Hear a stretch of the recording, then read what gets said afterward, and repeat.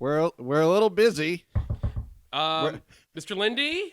Yes, Hi, I can I come in? I guess. Okay. Oh, I'm sorry, ma'am. I'm sorry. I must have walked out of your. I must have walked into your grandmother or something. Well, I'll never see her again. Okay, that's fine. Okay, so Mr. Linde, hi. My name is Justin Quizon, and I work for. Okay, you got 1 minute, kid. Okay. 59. Okay, 58, so I was looking at your books, and then take those. 57, Oh my God! Please don't do this. Ah! Okay, six. I'm just letting you know that you're gonna have your podcast is over budgeted. The podcast Yes. over budgeted? I don't know how you pulled that out. Normally, this is a free enterprise for mostly that it's all free uploads, but somehow you went over budget, and like $2,000 are missing in your podcast budget. Well, maybe I took a trip. I don't know. Well, okay, look, I don't know how you pulled this off, and you did it twice, apparently for an original concept and in a redo concept. It's very confusing. It looks like the show's name is nothing new, a remake podcast. Hello, I am Justin Quizon, and with me is. Hi, I'm Andrew Linde. I am not a derelict podcast producer. We are here today to discuss a kind of a unique situation that will also kind of tie into a big event that we also will be promoting later on here. But besides that point, we are here to discuss a movie about a musical that became a musical. Wow, yeah, we are. We're going to be talking about The Producers from 1967. And The Producers, 2005. Of course, we're not alone today. With us here on stage is... I am so uncomfortable right now. Is the spotlight too hot? Hi, everybody. I'm Alex Catherine from The Welcome Party, and I'm going to be joining you guys for The Producers. Yay! We're very excited to have you. Welcome back. You haven't been here, of course, before for the Fahrenheit 451 episode and for the Valley Girl episode, which is another movie musical remake. Yes. Yeah, huh. Yeah. That one did not have a stage version. That was straight movie to movie musical. Has it never had a stage version? Right. We didn't talk about that, right? Mm-mm. I don't think so. Yeah, that was one. That's one that skipped the stage production. I honestly forgot it was a musical. There were songs in that? Well, sure. Okay. I remember there were TikTokers in it. That's very true. That I remember. That sadly I remember. That's one of the. I was looking something up and I was like, "What have I seen that stars Logan Paul?" And I was like, "Oh, okay." Your I nightmares. guess he was there. Unfortunate is what I saw. So before we jump into discussing the first film, everyone here, let's talk about what was your first experience with The Producers, the 1967 film. Alex. Oh, okay. So here's the thing. If you had asked me if I've seen this movie, I would have been like, yeah, of course I've seen the original. How could I not have seen the original? And then when I watched it, I was like, I don't know if I've seen the original. So honestly, I'm not sure. It may have happened somewhere in my past, but I've seen the new one that we won't talk about yet so many times that there were points that I could quote in this one, but I think I could quote it because it shows up in the new one, not because I knew the original. That makes sense. Yeah. So I don't have an answer for you. So you weirdly kind of like Mandela'd yourself into thinking. Yes. Clearly I saw. I must have seen it. My parents were very big about you saw both versions. They saw both versions of Gypsy, all of that stuff. Right. So Music Man, same thing. So I feel like I had to have seen it. I just cannot recall. That's funny. Andrew. Yeah, I definitely grew up watching Mel Brooks movies. Yeah. I think we might have had this on VHS, but they were also on TV a lot. I feel like old Comedy Central used to play Mel Brooks movies and other TV, channels that played movies a lot. So this was, and I remember as a kid being like, yeah, Mel Brooks. I like Mel Brooks a lot. Yeah. And this was just one of those that I watched during my childhood. Probably didn't get all the references. Oh, no. Probably on this watch, I was like, oh, I'm understanding some things in a new light. But yeah, I think coming from Oa's liking Mel Brooks, it's like, yeah, I saw, Producers, even like Silent Movie. Like, it was like, yeah. even some of the weird ones, I'm like, yeah, I definitely saw that. Same. I'm also a massive Gene Wilder fan. So I think even before I got to finally getting around to watching The Producers, I'll admit it's kind of like a later watch. I watched, literally Blazing Saddles on for Mel Brooks directed films, but this one I eventually caught, but I always remembered if I only saw one scene from this movie, it's him going, I'm in hysterics. I'm wet. I'm I'm wet. hysterical. I'm in pain. And I'm wet. And I'm still hysterical. And then I'm like, I never saw the rest of that movie for a long time, but I knew that scene really well. But I did eventually get around to watching it. I think I probably watched it in college. I was like, okay, finally time to watch The Producers. And I've seen it several times since, especially in preparation when 2005 came around to watch the new movie musical. I definitely rewatched it again by that point. So, yeah, I've always liked it. And to cut it to the chase, it's a very strong memory. Also, it's interesting to point out this was Mel Brooks' first film. Yeah. First directed, Really? first directed anything. He was working as a writer. He was the kind of the germation of the movie was like he was thinking about like, oh, this could be a play, this could be a book, maybe a movie. Okay, but when you think about like what year this came out, because I didn't realize that until I was really watching it, and I'm going, okay, this is like 1967, 1968. That is not very long after World War II to make such a risky movie. Right. It's funny. Yeah, but Right, it's still a big swing. Like you're not wrong because it's not that many years separate since the end of World War II. You're right. You're totally right. I don't know. Calling it risky, I think, is a very like now perspective. Because then it was probably like, yeah, like really like showing it, giving it to them in a way. But maybe a little risky. Because maybe nobody wanted to joke about. I mean, clearly that's the joke within the film is that nobody wants to make light of Hitler. Well, right. And to point out, there was a little bit of a worry. Like apparently, as he was trying to get funding for the film at the time, just simply called Springtime for Hitler. Some investors were like, we don't want to do a movie with the name Hitler in it. Some of them even suggested, why not Springtime for Mussolini? Like that's any better. That's any better. It doesn't roll off the tongue. It doesn't roll off the tongue. Flows nicely. But to dive in before we go further into the making of the film, Andrew, dive us into the plot and the story of the movie. Oh, sure. It's Max Bialystock is a musical producer who's perhaps past his prime. He fools old ladies into giving him money. One day he meets an accountant, Leo Bloom, who is there to, sort his books out.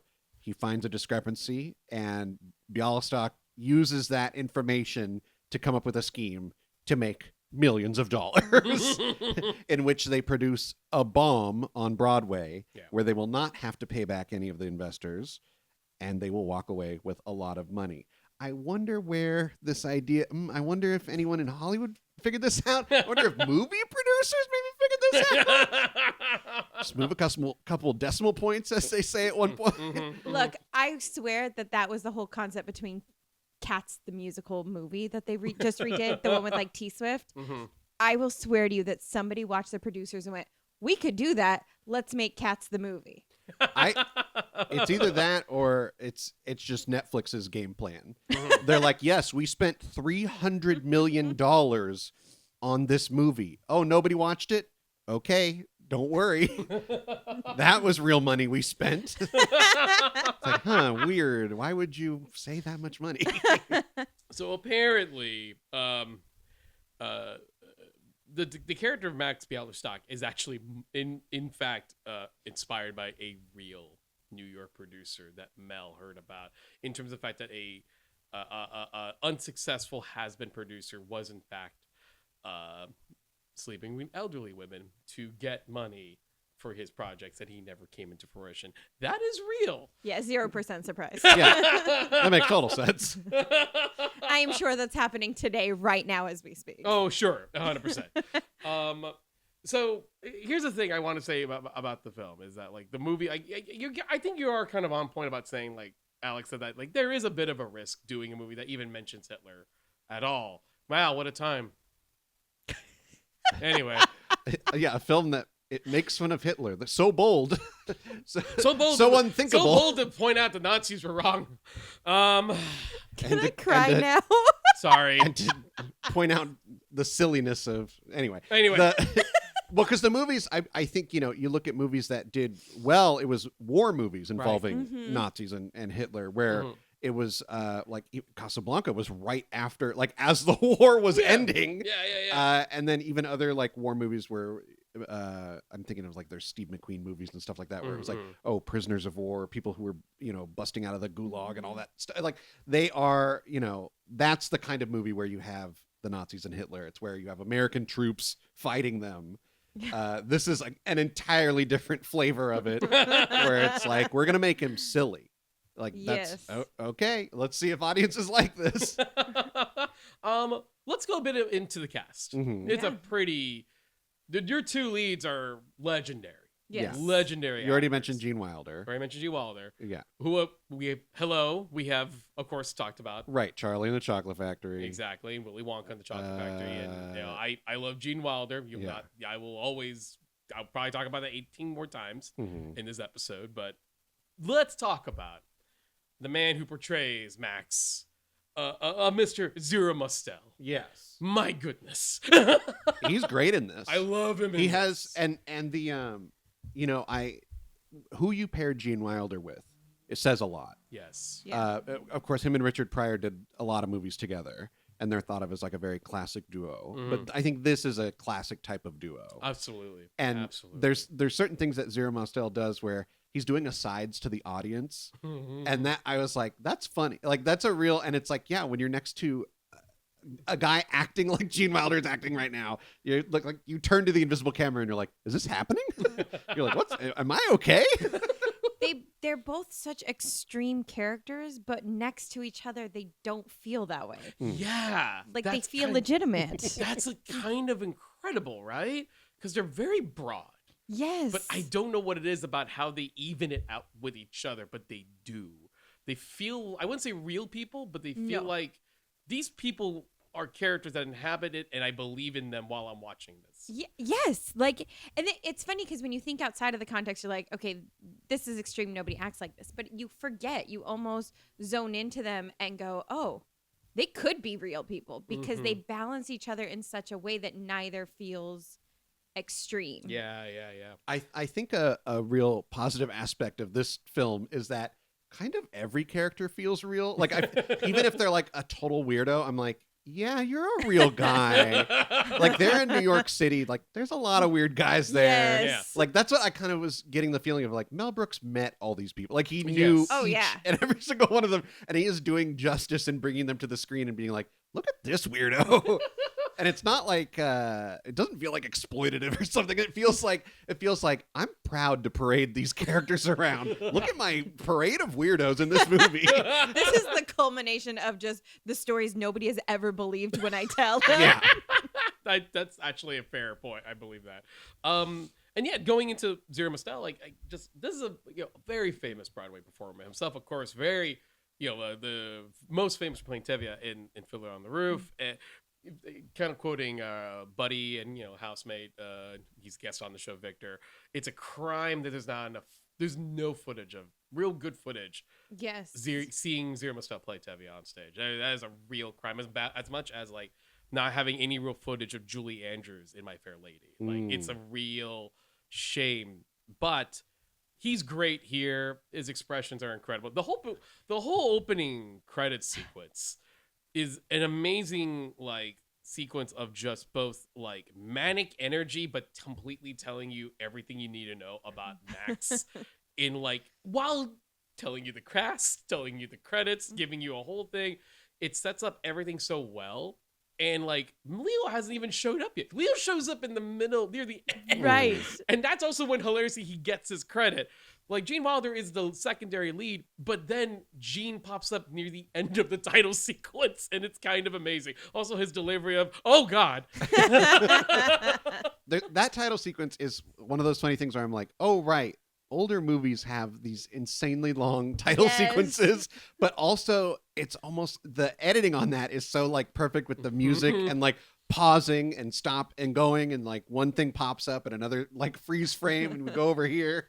It's like, this is funny. I'm like, this is 10 minutes long, but I'm enjoying it. And you already knew they knew Springtime. The Springtime for Hitler song was already kind of a banger because it starts showing up here. Right. In the template, so you can start hearing it already. You're already getting your ears accumulated to that song. Well, they're kind of playing with the idea of the overture. Exactly. we're getting the overture. We're getting the overture. 100%. Which I love because this wasn't there's a musical in it. Right. But this movie specifically is not necessarily a musical. Like it is a musical in the concept of movie world. Right. But there's really not enough music in it to carry it as a full musical. Yeah. Mm-hmm. I don't know if I'd call it a musical, but yeah, it definitely has elements. You know, and it's funny. You're not. I kind of like, in a way, to sort of jump mildly forward. I can see somebody watching this and go, "That's where a number goes. Mhm. That's where a number goes." Very obviously, there are moments where it seems like they are going to burst into song, but they don't. And I can see how somebody went, "This should be a real Right. We could just do this. Yeah. Going after Wilder, we have also looking here. I don't want to quite mention this character yet. Oh, Kenneth Mars as Franz Liebken. Mhm. Yes. He was just in the back. He didn't. The author of Springtime for Hitler. And I forgot. Oh, you didn't mention him here, but there's another actor I do want to. There's another actor I do want to bring up, Christopher Hewitt, who plays Roger, Roger the Dupree. director. Now, 80s sitcom fans might remember him as Mr. Belvedere. That's wild. That is wild. Not Wilder. Gene's already here, but let's talk about one element that does scream 1960s, and that is the character that Dick John plays, which is Lorenzo Saint Dubois, LSD. I have to say, I always remember not liking him. Then I watched it this time and I thought, I'll come around. No, I hate this character. And we're going to put a big old pin on that. Fair. I really dislike this character. I was like, really? Really? Come on. We already got, the German guy's called Franz Liebken. Like, these names are ridiculous enough. And then this guy's just like, yeah, my name's LSD. And this is how I act. And I'm like, okay, that's enough out of you. It is definitely... Baby. It is definitely somebody's very base idea of what the hippie culture is. Yeah. He is, if there's any low-hanging fruit jokes, he's the lowest. He's the LaCroix of it, though, because it would be like if he had never seen a hippie and somebody just explained to him what a hippie was, Right. and then he put it in his movie. It's like, you know what being on drugs is like? And he just goes, sure. And he has no Yes. idea. He has zero idea of what being on drugs like is. when they make LaCroix and they've never Yeah. tasted the fruit, and somebody just Somebody in describes another it. room It's like- shouted. He's the LaCroix Cherry. character. He's just being on LSD. He is much like a LaCroix, he is the whisperer of an idea of the Yes. concept. Yeah. He did the whole movie and then he's like, so why am I called LSD? And it was just like, it was like, no, what? No. I could so see that though. Yeah. And then after that, like Mel heard that and went, huh, rewrote the scene. So I didn't know the Third Reich was in Germany.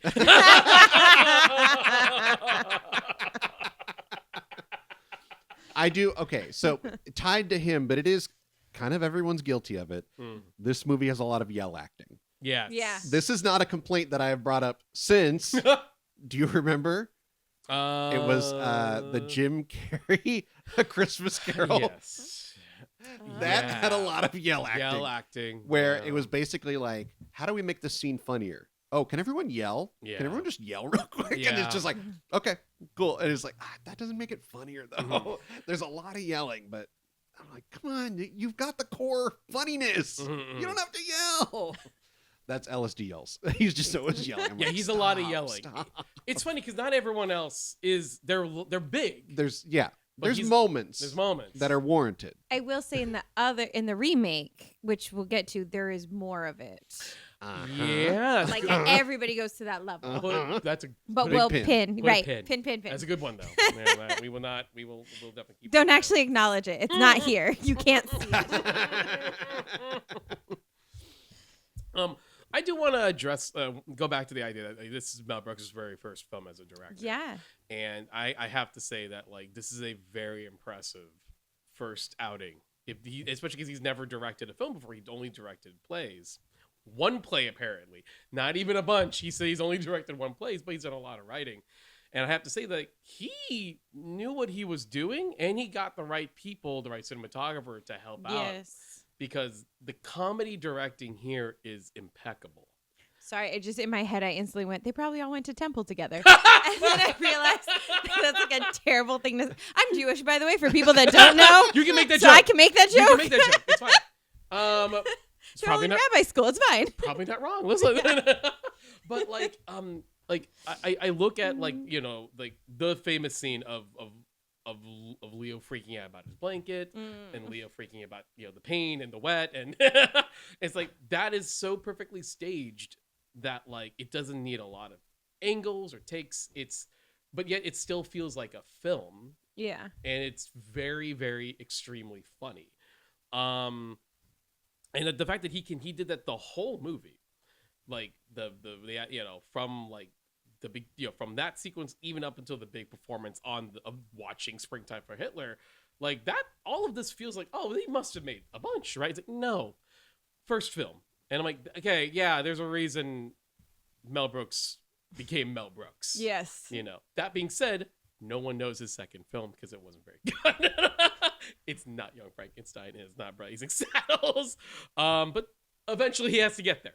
But even then, in this first outing, it's a great first outing. It was 12 chairs? No. 12 chairs. Okay. Look at you on it today. I was looking, you know, yesterday at the filmography, so I was familiar with all the... I still haven't seen Life Stinks. You know what? I can't imagine that that's good. I just don't... Yeah. There's a dip, of course. Yeah. I saw that. I did see Life Stinks. Like that was a family rental night. I don't know if we liked it. Yeah.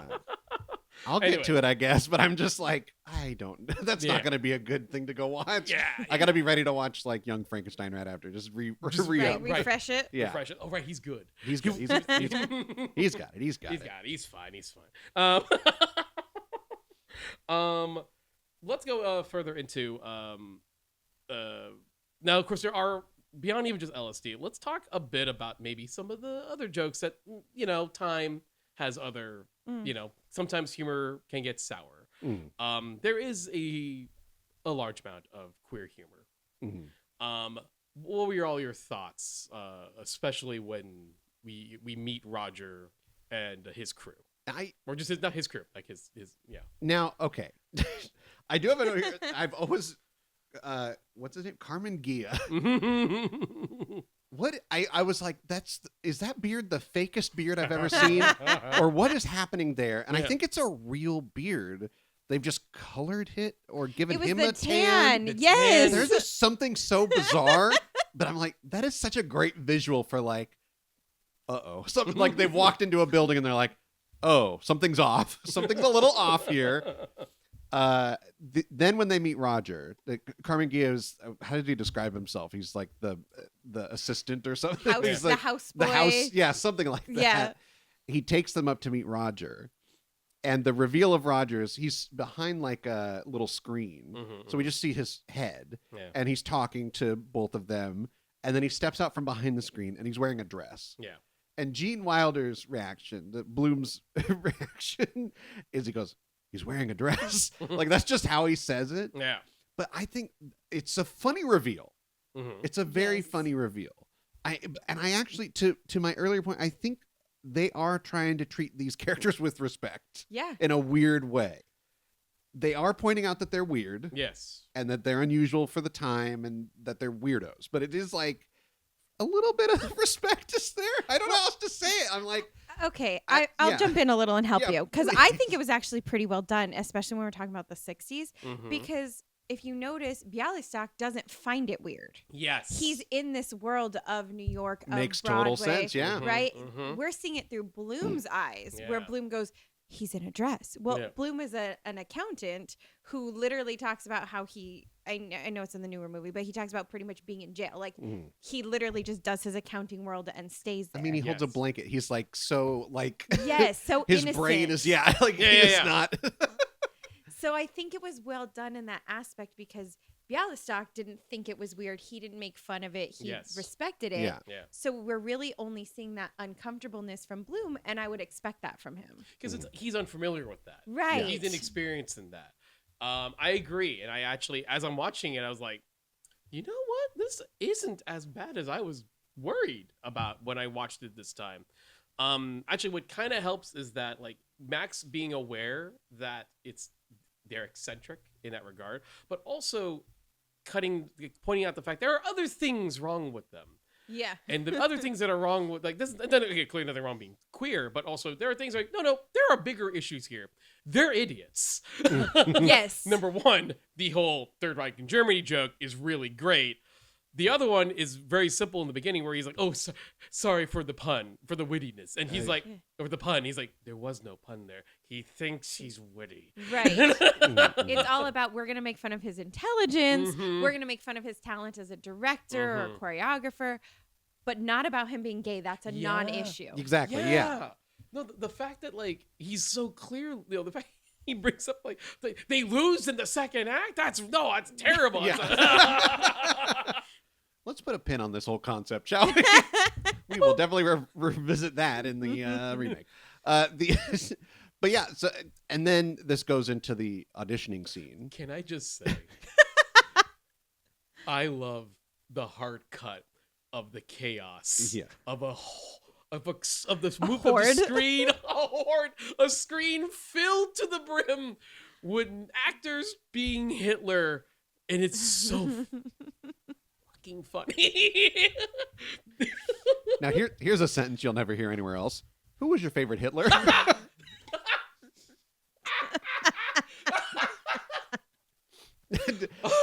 I'll go first. Please. The cowboy. That was just it was just like, yep, he's wearing a cowboy hat. Right, okay. Yeah, he's pretty high up there. Yeah. I think the first one who sang. Yes, he was a really good He singer. was a really good singer. I was like, dang, okay. You're not going to get the job because you're talented, and that's not the point of this. Yeah. But, like, you're not bad. I have a question, though, and maybe I'm insane here. It bothers me in both movies, though. So they separate the singing Hitlers from the dancing Hitlers. But this is Broadway. You got to be able to do both. So I've never understood why they separate them. Right, Don't right. you have to be able to sing and dance? I think that's also to show how dumb they are. Like they just but a real answer might be that they'll see if the singing ones can dance and the dancing ones can sing. Like this is your primary. Can Yeah. you do the secondary? Uh-huh. Like if we didn't see the whole show. My brain assumes that there was always this massive all Hitler dance number that does not require them to be singing. Oh. That's how I always viewed that joke. Though I'm hoping that the main Hitler, Primary Hitler. primary Hitler, First chair. first chair, does both. We're all going to hell. That's fine. That's what they must have felt like while making this movie, right? Like it's just it's out there. It's out there. It's already done. And then, I mean, okay, to get more into the like reality of this world, who is applying to be in this musical? Who is like, yeah, I can bring a real bold take to this character. Like they very much like they don't make it a secret. They're like, we are looking for someone to play Yeah. Hitler. Yeah. No, it is. And then this is where you just know that like actors gotta work. Actors gotta work. If there's I haven't worked in months. I haven't done a show in years. Wait, they need a Hitler. Okay. I'll do Hitler. I'll be Hitler. But wait, here's the question. Because you're so right. In the world, right? It's just a giant sign that says casting for Adolf. But let's back up a second. Because in real life, they also had to then put up a sign at some point casting for Adolf Hitler, right? Yeah. Like, to get a room full of Hitlers, you had to cast from a room full of Hitlers. There's probably It's so meta. It's so meta. we didn't have that word back then, but that is what that word is. It's just a room of Jews casting a room full of Hitlers. Yes, Like, 100%. 100%. Yes, that's what that is. Hollywood. And it's wild. oh my god. Right. So let's talk about the guy who wrote Springtime for Hitler, Franz Liebkin. We talked a little bit about the actor, but his introductory scene. Oh, so they have the moment where they're reading hundreds of scripts all night long. Yeah. They're like, how are we ever going to find the worst one? And Bialystok says, I have it right here. It's called Springtime for Hitler. And with a name like that, you have to lose. There is a reference in there that my husband caught because he wasn't watching the movie with me, but he could hear it playing off the iPad.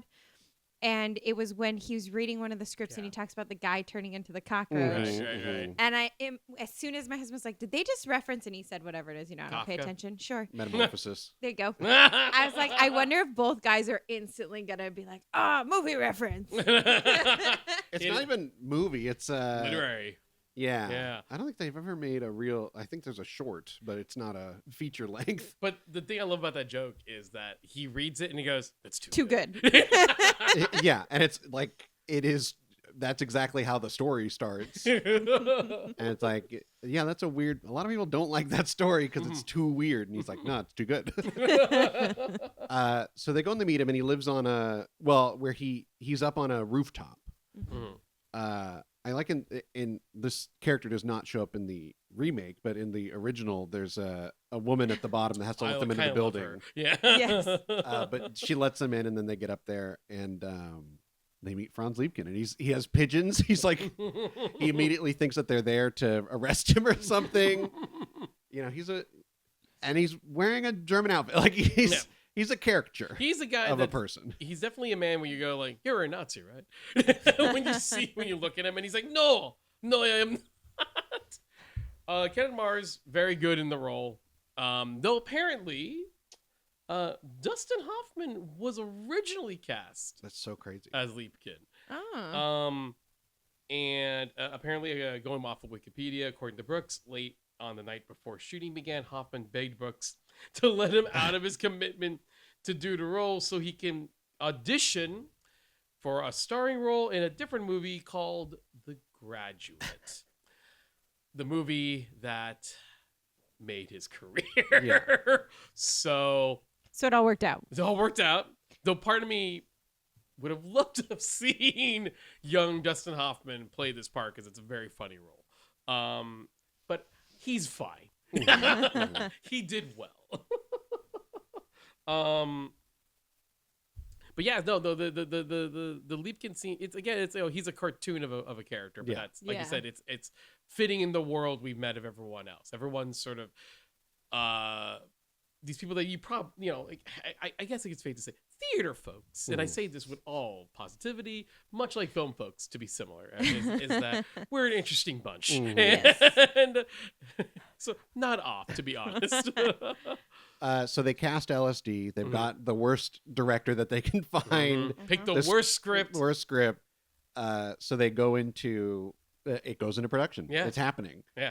The movies or the musical is happening. Yes. And I want to point something out about the high concept of the fact that Max, for the later years of his career, has been trying to make another hit and just kept failing and failing and failing. And there is something to be said about that concept of intentionally making bad art. Because something I've learned, my time going to film school and working on projects is the reality is no one actually sets out to make bad projects. That's not what anybody wants. They know good projects will lead into more money, which lead into more projects, into more work. But no one sets out to make bad projects. It's just untalented people make bad projects. And there is an intervention for my podcast. No. No self-realization about me. That's me doing that yelling acting. Right. Andrew's favorite, if I remember right. But there is something to be said about the idea that like you can't fake bad. You can't intentionally make bad. It has to happen organically the way good projects happen organically. So when the night of the play happens, things are going off exactly as they thought. All right. Show's opening. Everyone is like mouth agape. the whole audience, you know, and even before all that, like I think like Max tries to like oh, there's the critic. He tries to bribe him. Yes. To ensure that he'll be upset. Yeah. Like he's doing all the things to ensure that like we will get the worst reviews and get the worst reputation. This is because he's sort of, the funny thing is he's done it unintentionally before. Now he's intentionally trying to do it. So the show starts and everyone rightfully is like, what are we watching? Okay, but let's back up a second again. What did they think they were going into? Because it's not like the name was just Springtime and then they walk in and it's, you know, all about Hitler. Right. Literally called Springtime for Hitler. They knew that walking into the room. And the place was packed. Yeah. Yes. It wasn't like oh yeah, a mild opening. No, it was sold out. Which meant here, this is the game where I don't want to overthink this point, but let's figure out maybe the note, like why the whys, right? Did you think that maybe because at this point Max has actually already been using the money. They've been buying a new office. I can't believe we've actually have not mentioned her because she plays a bigger role. Yes. He hires an assistant named Ula. Bialystok and Blue. The joke there is that she doesn't speak English very well, and that she just dances in a bikini. This is which is so 1960s. Yeah. No, she's Sorry, we'll stop mentioning dancing in a bikini. That was some kind of siren went by. Just in case. Hey, leave Ula alone. Yeah. Ula dance. Ula dance.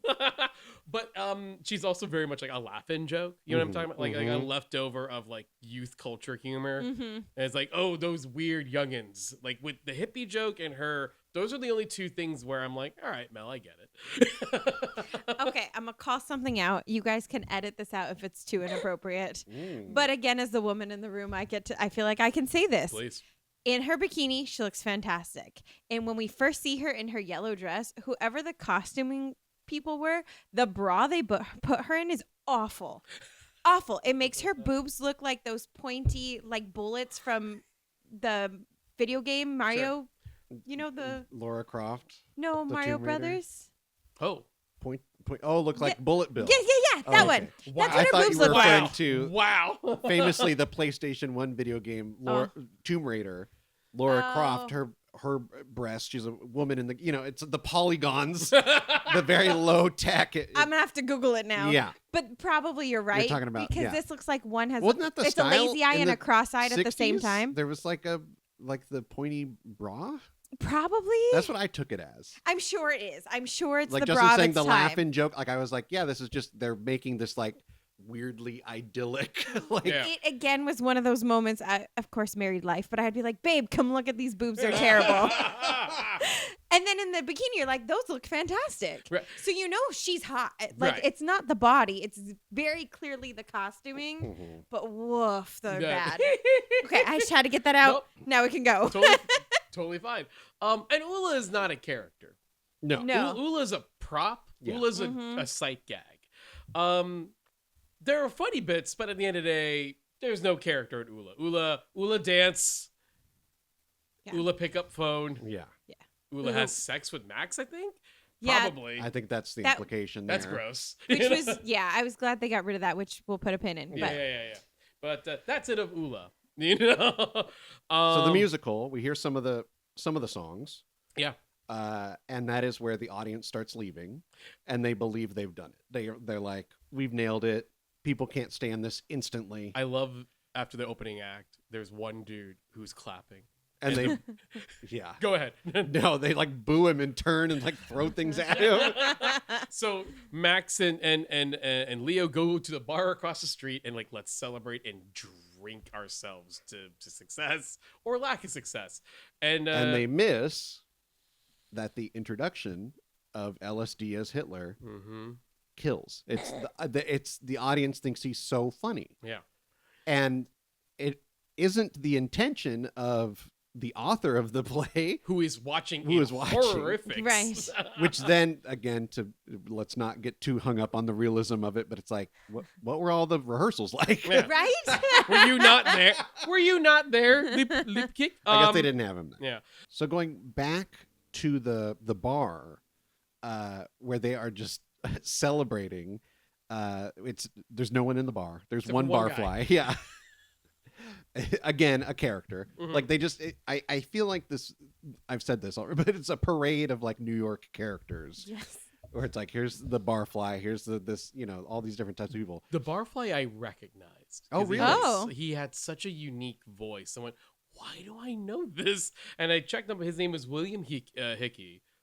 Bill Hickey credited, but he was one of those guys who, like, in the 90s and the 80s, he was cast as the old guy. Oh. And one of his famous roles, National Lampoon Christmas Vacation. No. And He was the I old now guy. recognize this. I now recognize you just like interconnected it. I was like, no way. And he was the voice of Dr. Finkelstein in Nightmare Before Christmas. He was the brain. He was the one who just kept Yes. rubbing his brain. That was him. Ugh. And he really does show up as the old guy in 80s and 90s stuff. Like that was just his type. So here he was just a young barf. It's really crazy. He was very funny. Yeah. It's very short, but it was very funny. So they don't know that the audience has now come to their side. It has like come around on the Right. musical. And so when people come in during the intermission, they like kind of hide their faces, Yeah. but then they hear positive remarks. And they're like, we can't know for sure they're talking about our play. And very conveniently, a guy goes, and who would have thought I would have liked a musical called Springtime for Hitler? And they're like, oh shit, what happened? My favorite little detail is Leo pulls his blanket back out. And he very just like, okay, so he's rubbing it on his face like, so we have to do this, and then we have to do that, and we have to pay these people. Oh yeah, it's this person owns 20%. This person owns 30%. This person owns 100%. Which are the same three people he listed before. Yeah, exactly. Yeah. They go back to the apartment. I mean, the office, right? Franz is upset. We see him upset. Oh yeah, in that's the right. He's audience. upset. And It's a we see mockery. him leave. Yeah, very angrily. Oh no, he gets up. Right, he gets up on stage and they hit him. They hit him. Yeah. And they think the audience thinks it's part of the play. Yes, So yes. good. So one thing I also kind of think is, and I put a pin on this, is I think it is interesting that like I like that we are seeing chunks of play throughout, right? Mm. So it's Yeah. like we get this whole scene of LSD talking to one of his generals and as Hitler, and it's clearly much later in the show, Mhm. and I kind of think it's like again, it's like, oh, I see why people are liking this Mhm. because of, like, as points out, and this is that's the answer. Like, oh, you're mocking him. You're making fun of him because we want to make fun of Nazis. Now, to pull a quote that Mel said in a apparently He says 2000. Mel like they're on first Yeah, name I know, basis. no. You I and go Mel. first name basis. My that buddy he's- Mel. that he said in 2001. He quotes, I was never crazy about Hitler. If you stand on a soapbox and trade rhetoric with a dictator, you never win. That's what they do so well. They seduce people. But if you ridicule them, bring them down with laughter, they can't win. You show how crazy they are. So that's kind of, That feels familiar. that feels familiar. And Mm. Also, 2001 is when the Broadway version came out, the Mhm. stage version. So that makes sense that he has Promoting quotes it. at that time. Yeah. talking about the production and talking about the show. So the fact that, again, he was, he pointed out that, like, when he was in the army, sadly, men were calling him Jew boy Mm-hmm. while he was serving his country. And he's like, yep, don't like those guys. So I kind of get Putting him in my play. put him in my place. He did say that. He was like, apparently in the same interview, he was like, this is sort of maybe producers was my way of going, shut up. Good on you, dude. I mean, imagine though making fun of him and then like years later His name is everywhere. He's made billions of dollars. His movies are famous. Like, man, what a way to win. Yeah, 100%. You're considered a legend in the industry. No one remembers the bad movies. They all remember Mel Brooks, one of the funniest people alive, and he's still alive, kicking it at 98. Thanks, Mel. Got him. That was the thing with Gene Hackman passing was people were referencing Young Frankenstein, and he has like a bit part in it. Like they're just like yes, one of your best roles was almost uncredited. The blind man in Young Frankenstein, and he did it because he asked Mel Brooks like, I want to be in a comedy. Can you put me in a funny scene? And Mel's like, oh, do I got a scene for you?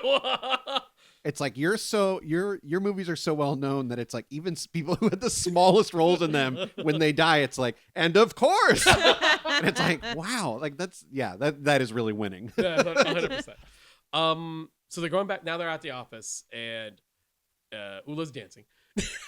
She's dancing because They told her to go to work. well, and she also thinks it's like, yeah, well, I mean, the way that they envisioned this night was like, we did it. Yeah. And now they have to come back and like either figure out how to escape the country or something. And Leo's just grabbing the books. He's like, we're done. We're toast. I am leaving, and I'm hoping for the best in jail.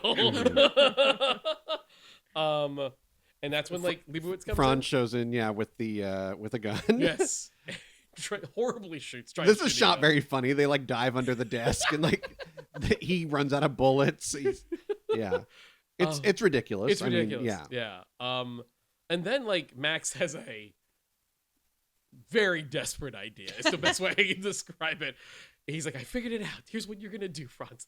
You're going to take this gun, and I'm going to give you money to buy bullets, and you're going to kill the cats. Kill the actors. Yeah.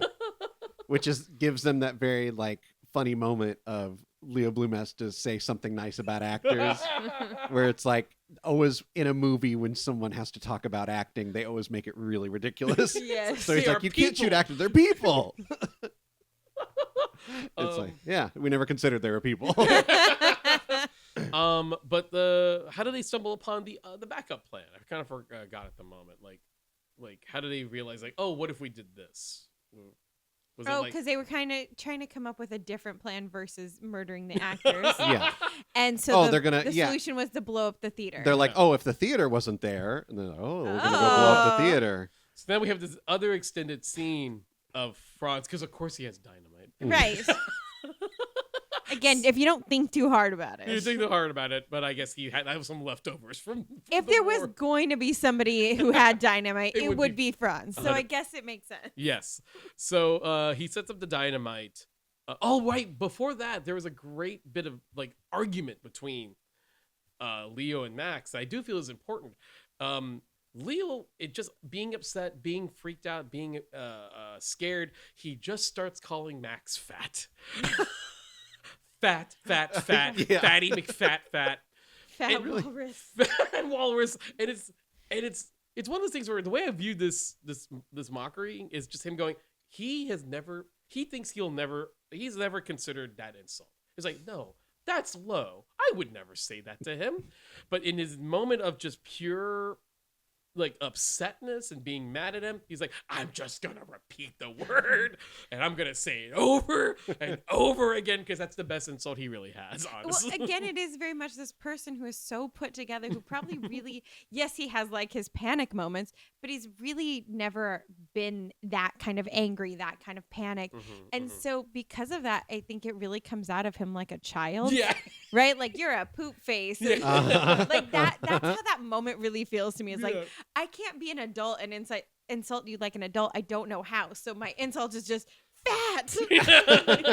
That's the best he can do. And so while they're setting up the dynamite, I kind of find it extremely sweet that Leo is telling Max like, hey, remember earlier when I called you fat? I'm sorry. I'm sorry. And Max like genuinely gives him a hug. He's like, it's okay. I'm like, oh wait, they really like each other. But this plane doesn't go. They screwed up. The bomb goes off a little too fast. So here's one of my favorite quiet, and it's a millisecond joke. It's a very good millisecond joke. The building blows up. It cuts to a sea Oh, yes. of Max's lovers Oh, yeah. crying. And you think for less than a second, it's his funeral. Yeah. Until the camera pulls out and you see Max, Leo, and Franz covered in bandages. It's like, oh, they're on trial. So they're just crying because Max is going to go to jail. Yeah. It definitely reminded me of the first time I saw the original Ocean's 11. Mm. Because he dies and they Mhm. bury the money, in the thing. Mhm. And so when I saw them crying, I was like, oh, is this just what old movies do? Is they just kill them all? We love killing our leads. I was like, You kill okay. a guy at the end, you end with a funeral. What a laugh. Comedy gold. Comedy gold. That was like, and then superhero movies did that in the early 2000s. Every single one had to end with a funeral, and it's raining, and they're all Right. in Mhm. tuxedos, and they've got black umbrellas. Yeah. That was As a standard, Standard. Hollywood was running out of spandex and tuxedos for funeral scenes. They just have one costume warehouse they all use. I say early 2000s. They did it all the way up to Batman v Superman. Yeah, that's fair. They did That's it all the way up to there. fair. They couldn't help it. Of course, the judge viewed them as incredibly guilty. Incredibly guilty. Even though Leo makes like one more kind of like amazing like attempt. Nah, they're all going to jail. And it ends with them in jail, but putting on a production in the prison called Prisoners of Love. Prisoners of Love. Now, okay, even though I like this movie, Mm-mm. it's funny. It's good. It's not my favorite of the Mel Brooks, but that's fine. Yeah, Not everything can be. yeah. I don't like this ending. I don't like that they do it again because it's like, did you learn? I guess you're the stupid ones, right? yeah. Like, it's the idea is like they didn't just get the worst script, the worst director, the worst actor. They got the worst producers. That's them because they're trying it again Yeah. in jail. Leo is once again getting the funds, Mhm. overselling the funds. You own 30% of the show. You own 30% of the show. The warden even goes in on it. 100% And of the 100% show. show. I do kind of like Max directing it. That's kind of nice, actually. After all those years, he can direct now. He can. It's just, you know what? That was maybe what he was missing in his life. Mhm. I like that they did it, that they put together a musical in jail. Right. I do agree that they don't learn when it comes to like selling the portions. Mhm. And for Max's character, that makes sense. Mhm. And I think for Bloom's character, it's harder to imagine. Yes. Sure. It's because he's already in jail. You know. I guess they think what else can happen to us. That's fair. Fair. This and Paddington 2, ending with a musical in prison. That's right. 2 films end. So if you want a Spoilers. if you want a solid ending for your I'm movie, not saying. Look, maybe more. Paddington 2 takes place in a prison. It's not unusual for there to be a musical at the end. Okay? Maybe more films can learn to end with a musical number in prison. I'm just saying. Doesn't the Muppet movie do it? The second one with Tina Fey? Does it do it with Tina Fey? You're talking about Muppets Most Wanted? Mm-hmm. I haven't seen that. Is Because that they in a- sing in the gulag. But I is guess it that at makes the end? sense. I I don't think it is remember. towards the end. All right. More films. 3 that we know Yeah, of. 3 that we know. That's 3 If more. I had a nickel for every one. I love 3 nickels, which isn't a lot, but it's weird weird that it that happened happened more 3 than times. So that is The Producers 1967. We're going to go ahead. This is the end of Act 1. We're going to, intermission, go ahead and use the facilities. Go to the bar across the Go to the bar way. across the way, get a drink, come right back when the light starts blinking, and we'll see you in 2005.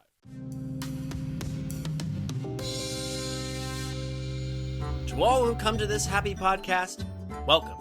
Animusings are your musings. Here age relives fond memories of the past. And here youth may savor the challenge and promise of the future. Hi, I'm David. And I'm Kayla. And if it wasn't readily apparent from that, we're huge nerds about Disney. That's why we're doing the Animusings podcast. Once a month, we'll sit down and talk about a film in detail from the Walt Disney Animation Studios filmography, covering them in chronological order, from Snow White to Moana and beyond. To Moana and beyond! Sweetie, we're not doing Pixar yet. We'll do that after. And that's gonna be a long time coming. Anyway, if that sounds up your alley, come join Kayla and I, and maybe a guest or two, as we explore the Disney animated canon, film by film. With the hope that it'll be a source of joy and inspiration to all the world. Ooh, nicely said. Don't thank me, thank Walt.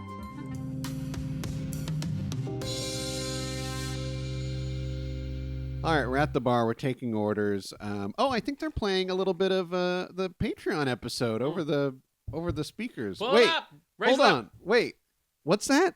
They're saying the Patreon episode. It's going to be about our WonderCon panel. Oh, And you have to go to patreon.com/nothingnew to hear it. Mm-hmm. Oh wow, it's very exclusive. And it's funny because it's not just you and me are on it. Alex is actually on there too. Oh my goodness. Yeah. Along with our two guests who were at the panel. All right, you can hear that and the rest of our Patreon exclusive only episodes for just the low price of $1 a month. You get Less than an avocado toast. That's less than an avocado toast. Less than eggs. Hours of entertainment. Hours of entertainment. Yeah. We have over 5 years at minimum of Well, we didn't start when we started, but yeah, I'd say 5 years. Yeah. but plenty of episodes talking about I always bring up we reviewed Halloween H2O with comparison of Halloween 2018. But not just that, we also have pitched our own remakes. Last year we finally did the most obvious Patreon that we haven't figured out until then was literally the top remakes we saw that Ranking year. our episodes that we did, yeah. Ranking our the movies in the episodes, yeah. Yeah, so funny. We never. It was on the we never did that. But for just $25, you can be a beautiful investor, and control the show, and you tell us what to review. We've gotten great episodes from this. Yeah. I always bring up King Kong, probably one of our best episodes for sure. Muppets Christmas Carol. Muppets Christmas Carol Love with Mickey's that. Christmas Carol. Yeah. Power Rangers we did, and TMNT? Ninja Turtles? Yes. Yes. I was like, I'm not as deep into the turtle where you can say TMNT and I instantly go, of course. As now, we 20 years ago, yes. as we found out on the episode, Andrew. Yeah. So yes, we've done all that, and you can control for 1 month. Tell us what to do. I'll tell you, that helps us in the lean years. This is not a lean year. This is not a lean There's a lot of remakes for us to cover this year. Disney's hitting us a couple of times. Even Universal. There's some long delayed stuff coming out, and we're like, okay, here we go. If you were a fan of animation, I'm sorry. Now, This is not your year. it's a rough year. Before we go on, Alex, please tell the fine audience where they can find you and your work. Well, they can find my work on your Patreon. Hey, see that reference? Okay. You were our first Patreon guest. Shut up. Yeah. Yeah. I'm so sorry. Only? No. You might be our only Patreon. guest. Well, I think Jimmy was on the Patreon for his episode. Maybe. Yes. Yeah. But I was the first. You were the first for sure. Okay, so I haven't been on as many episodes as my husband, but I've at least been the first guest on Patreon. Correct. You can lord over that. I will take it, and then I'm going to pass him because you're going to bring me back. We got plans. But if you would like to find me, you can find my own socials at Alexy Galaxy, ALIXY GALIXY. And then for my podcast, it's The Welcome Party, and you can search The Welcome Party Pod. Sorry, Welcome Party Pod. No, It's cleaner. it's cleaner. It's not as long. I don't know. We Googled it. I had to look it up. That's to quote a guy that is less canceled than the guy who played him in the movie. Woof. And our shows are going to be on YouTube. We're actually just coming out with a new YouTube series. So that's starting right after WonderCon. You know, we've been putting these on YouTube a little after the actual episode drops, but they go up on YouTube. So we're all over the YouTube. So go check. We're all over the YouTubes. Yes. Actually, yeah. In case you don't know, you can also listen to our show on YouTube. It's the full episode, along with checking out. If you follow us on socials, we have been starting to post video now on our social media. So if you follow us on YouTube and Instagram, you'll see these fun videos that we've been making. Little bonus content. And here's the thing. If you like the bonus content, make sure you interact with it because then they know you like it and they'll make more. Like, share, subscribe. Like, follow, and subscribe. Like, follow, smash that subscribe I can do it in the very the YouTube voice of make sure you smash that subscribe button. Oh my God. I remember the days when we said go to iTunes, give us a review. Now it's all on your phone. Yeah. Anywho, Speaking of something old and something new, 20 years ago. I can't Okay. Shut up. Wow. Hold on. Can you 20 not years come at us ago. that aggressively? Bring it down a notch. Okay, oldies, 20 years ago. This new movie 20 years ago. I apologize. And that was still like almost 40 years after. the Almost 40 years original. after. But of course, like you said, in 2001, they did in fact make a official Broadway musical of the producers.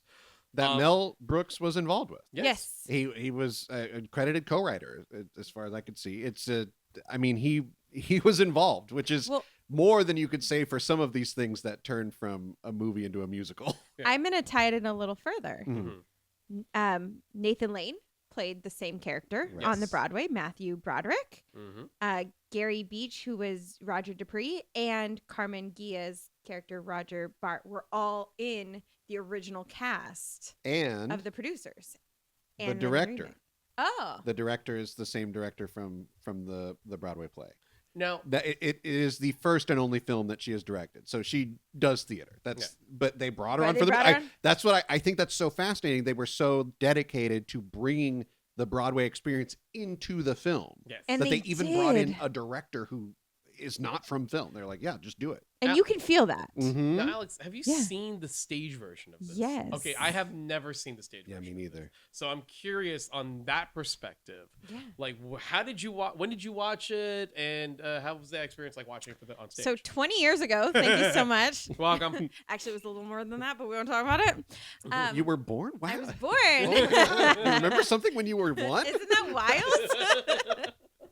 So my high school went and saw it. That's how I got to Oh. see it. My drama club or theater class, whatever, was in it. Mhm. And we got to go and see it at the Pantages Theater. Nice. That's exciting. And it was the first Broadway show that I really ever remember going to see. I know my parents took me to, not my parents, my grandparents when I was really little took me to Beauty and the Beast, but I don't really remember it. Sure. And I did a lot of like little theater stuff around town, but this was the first like big one that I really remembered. And it was Jason Alexander from Max Bialystock. Ooh. And then I'm blanking on who played, but it's a big name. Was and it it Martin was- Short? Yes. And it was Martin Short. How did you guys get that? Because like I found out about that casting yesterday. Ah. I didn't know that. Like I heard like when I was I didn't That's know amazing. I didn't know I was figuring out who else done the show, and then I found out like Jason Alexander and Martin Short, and I'm like, that's really good. That's who I saw. And that is like a natural gel there. Like, I'm like, yeah, I can see that totally. Yeah, I mean, it literally feels like the movie without. They're so similar in their acting styles. But I'll never forget one of my favorite scenes was, when he's in jail and he's singing and he's kind of going through how he got there. There's a part where he pauses at when we get to intermission in the musical. He pauses, goes intermission, and he just sits down on the bed.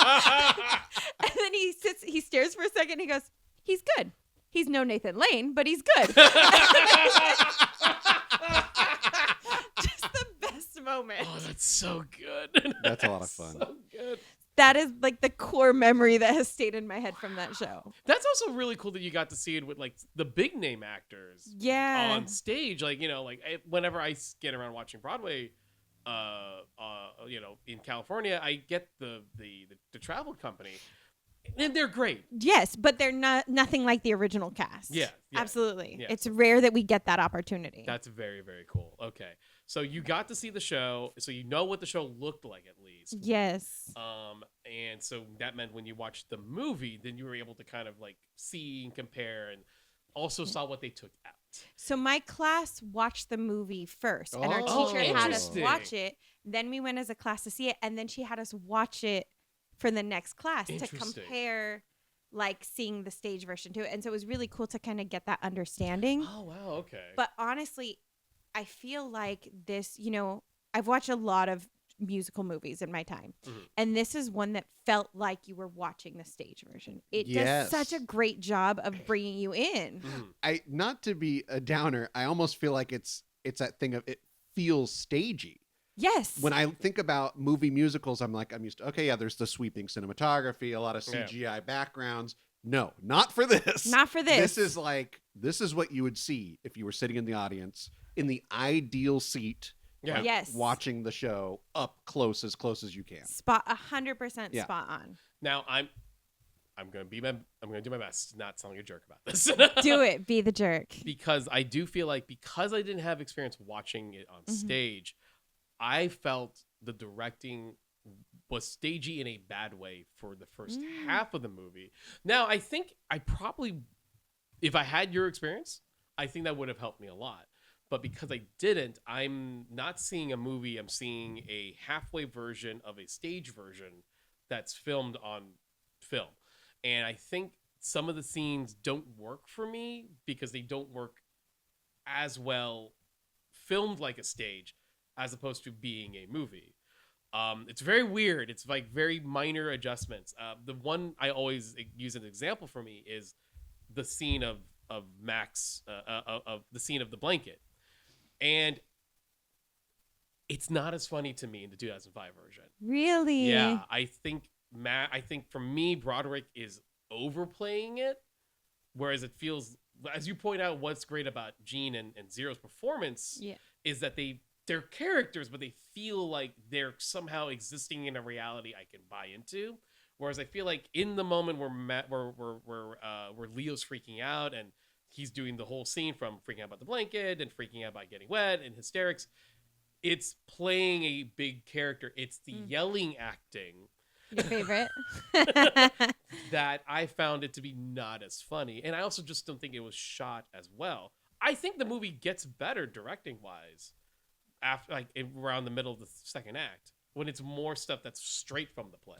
Now, I go also ahead. think as soon as they get to the staging of the musical, Mhm. I think it improves Yes. as well visually. I think that's why the movie didn't do well. I think you're Yeah. right. Because for me, growing up, even if it was just community theater, I was so used to seeing things in a theatery way that even without seeing this musical on Broadway, I think my brain instantly was like, oh, makes sense. Right, you connected the dots. Easily. But that's when you think about classism isn't the right word, but the separation of how many people money wise Mhm. are able to see these kind of shows. I mean, I got to go because it was a class trip. Right. So we got group tickets. It was very cheap. We sat in the back row. That's not accessibility. Right. And so I think because of that, most people, the general audience, isn't going to have that, had to salute, General audience.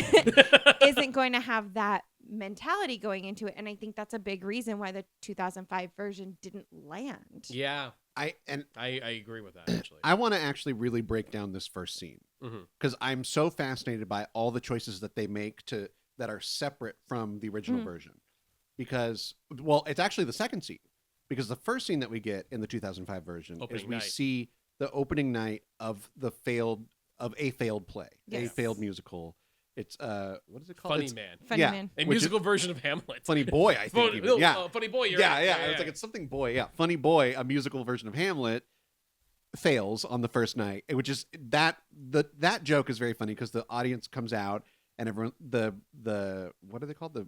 It's like the people who take the Yeah, tickets the or whatever. Yeah, the ushers. ushers come out and they're like, "Oh, what are they gonna think?" And they come out and they sound happy. That's the funniest thing is like they sound so happy singing the song, and then they say, "And it's the worst thing we've ever seen." And it's like Bialystok does it again. He failed again. Mhm.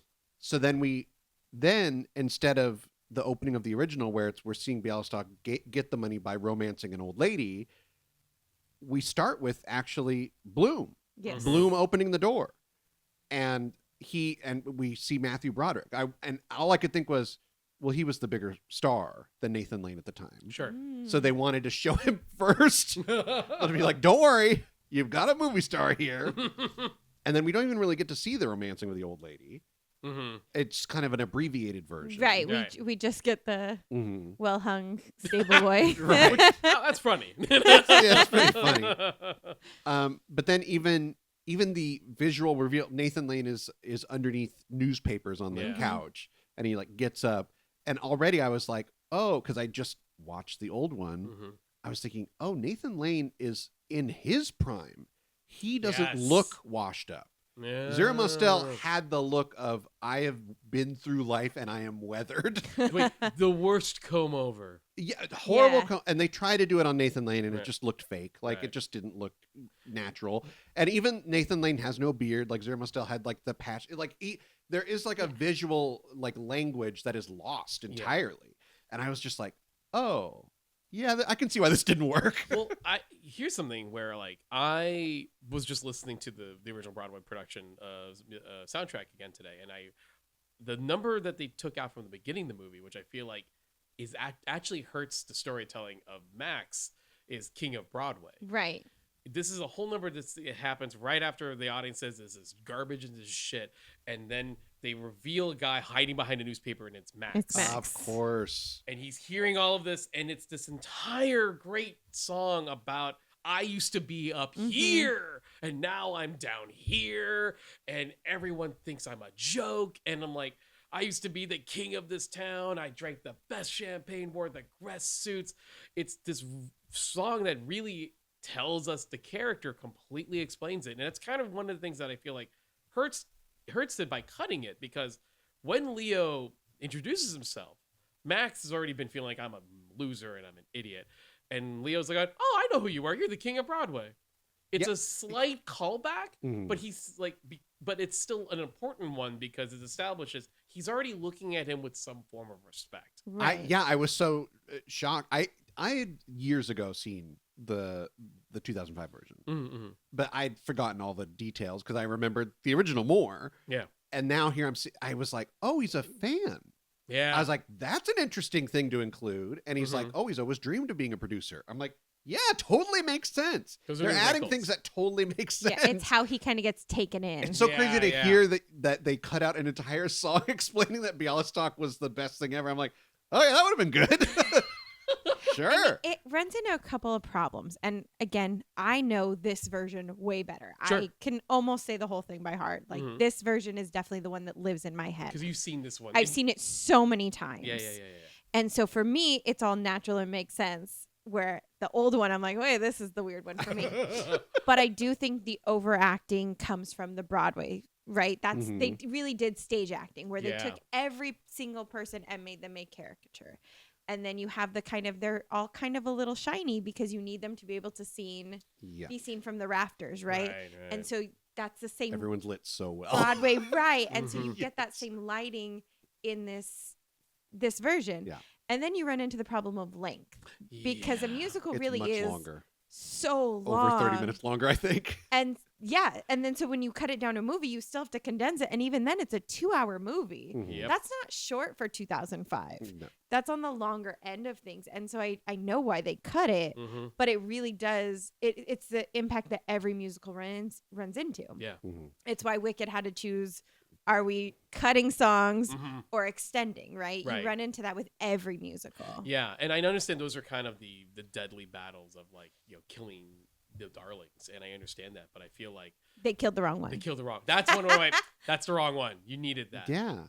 You 100% needed or a that. piece of it. They could have shortened the song. I would have been okay with that. Yeah. Another interesting, just a tidbit in that their first meeting, a thing that I was thinking like, well, in the original, Bialystok does some asides to the audience, but I was like, this is a totally different feeling. Yeah. I was like, how are they? And they're doing the lines where I'm like, oh, the aside is coming. Like Bialystok is about to turn to the audience and go, this guy's a lunatic. He turns to a bust To the in the bust, office, yes. which I was like, that's so smart. Like I was really like, okay, I trust this movie. I trust it. I was like, okay, you're giving me the good little stuff. And it was only later where I was like, it's not as good. But I think, they were making as smart of decisions as they could, knowing that they were trying to make a feature film version Right. Right. of a Broadway musical based on like a beloved like comedic influential film. Mm-hmm.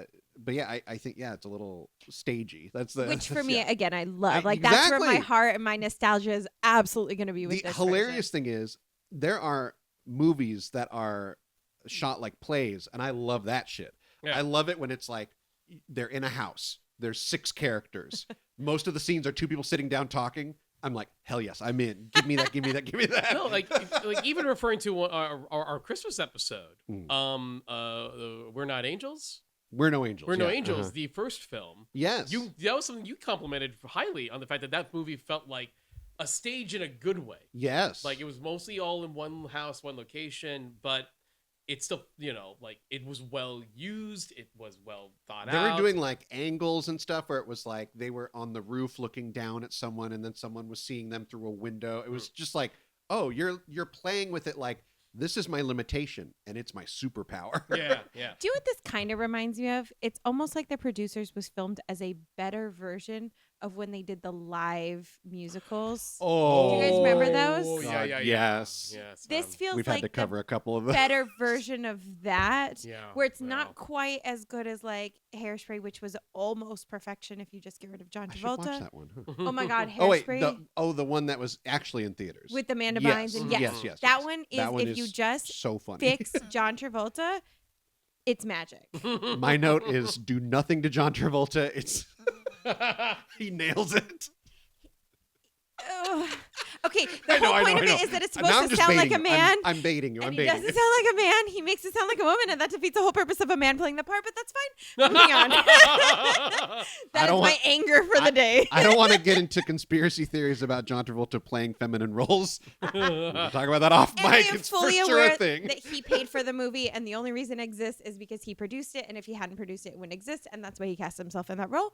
It's just that he didn't fully understand the point of the role. But that's okay. That just gave more fuel to my conspiracy theory. I'm not joking. It's just like, yep. Makes sense.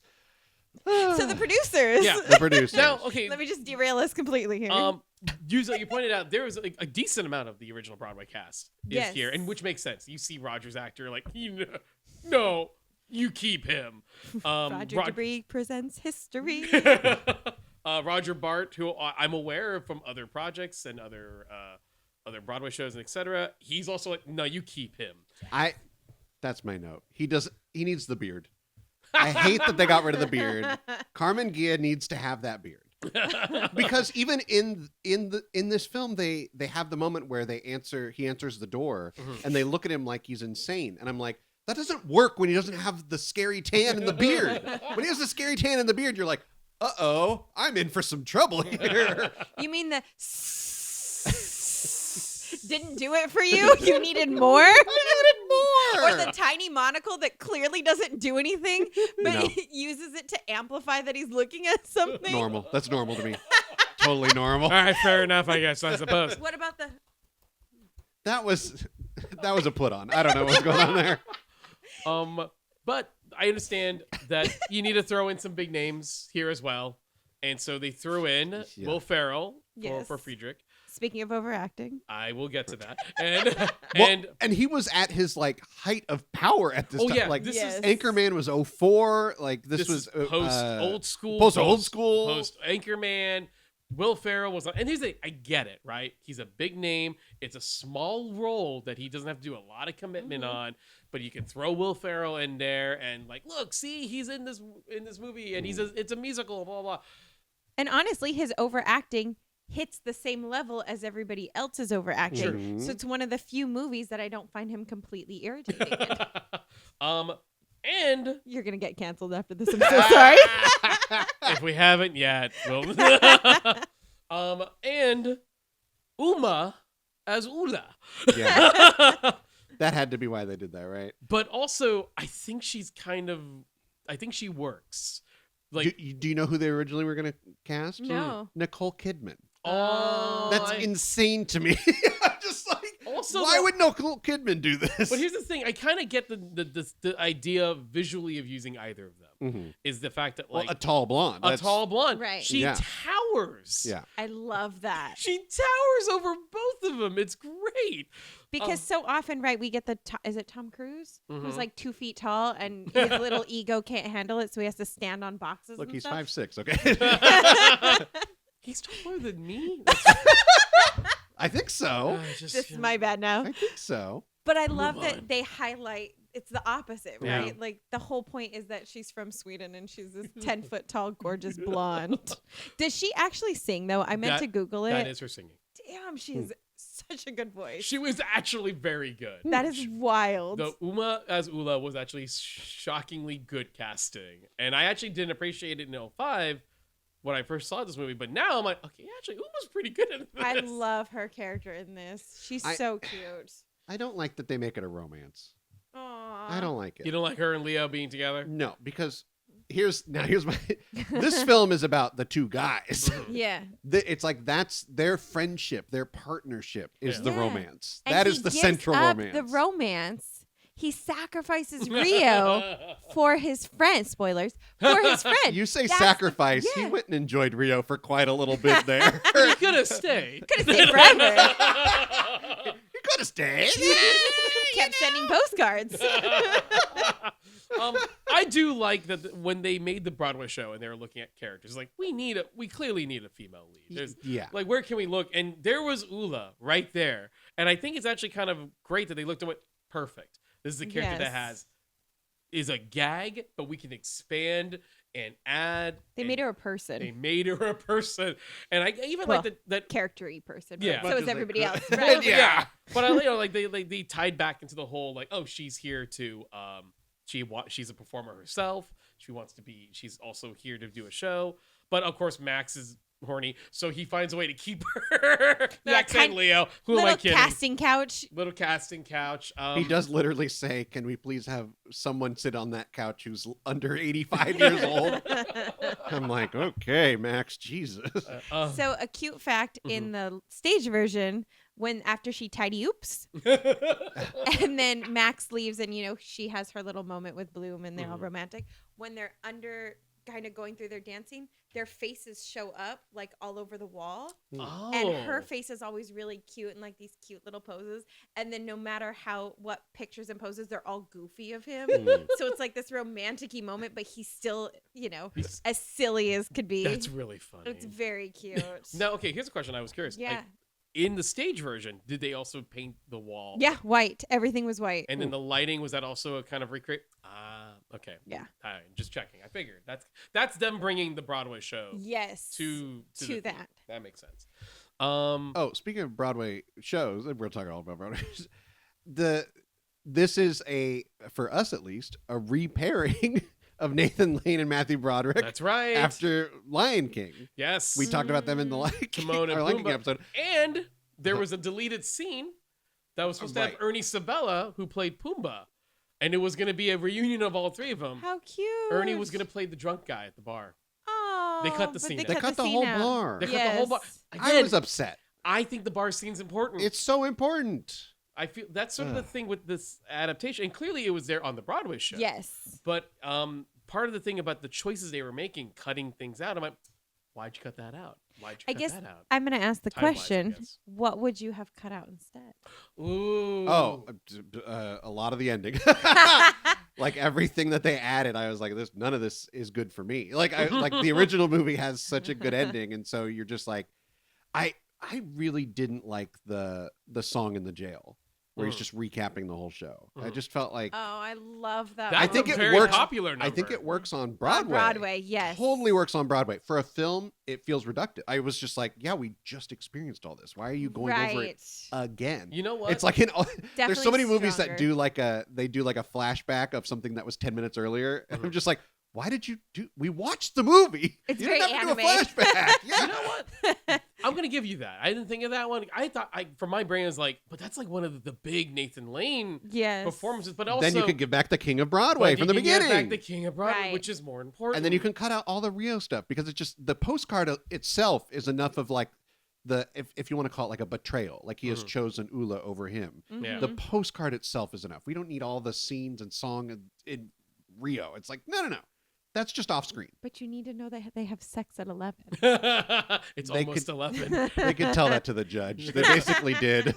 But no, you know what? I never considered that one, but you're right. And I do feel like, because you brought up, Alex, the joke of the intermission joke, Right. which only works. on Broadway. So I do have to say I think I agree with you. That would be a tough cut, but that's the cut I think that would make the most But sense. which one do you bring back? Because that's one song. So are you bringing back the bar, or are you bringing back the King of No, Broadway? I'm doing two songs. The jail Oh, scene and Rio.